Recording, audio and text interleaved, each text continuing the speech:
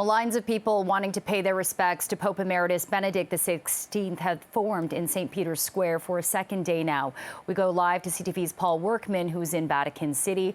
Paul, I can see it is dark there now, but what has the mood there been like on this second day of people trying to pass by and view the former Pope's body? We're into the last hour of public viewing here. The Vatican told us a while ago that more than 100,000 people have passed into the Basilica and passed the body to pay their respects since Monday. One more day of lying in state before the funeral on Thursday morning here. A steady stream of people going through. I thought the numbers might have been higher, but frankly, that's what the Vatican is telling us, 100,000.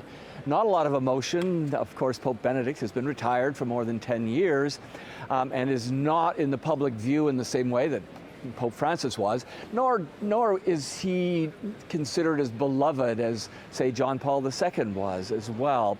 He's a theologian, well-known, well-respected, well-admired for his theological writing, published more than 60 books, millions of copies out there being read by Roman Catholics.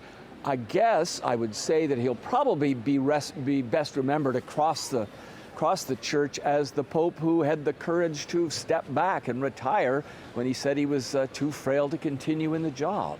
And we know that, he retired about 10 years ago, and he was the first Pope to retire in 600 years. So I guess the situation right now is somewhat unprecedented. We know that Pope Francis will be leading the funeral mass on Thursday. What's the protocol going to be? Well, you're right, but quite fascinating. When Benedict stepped down, he said he was too frail, too ill, couldn't continue in the duties of the office, but he lived for another 10 years in this strange coexistence with Pope Francis inside the Vatican. They seem to get along fairly well, but obviously it created a certain amount of friction, because Pope Benedict was known as a strict conservative and Pope Francis was a reformer, and so that caused some issues inside the church. On Thursday morning, the funeral will be led by Pope Francis. Again, another strange situation. One Pope celebrating Mass for a Pope who preceded him. So it's going to be very interesting in the history of the church. And after the Mass, which will happen outside the church here, Pope Benedict's body will be taken and put in the crypts below St. Peter's Basilica.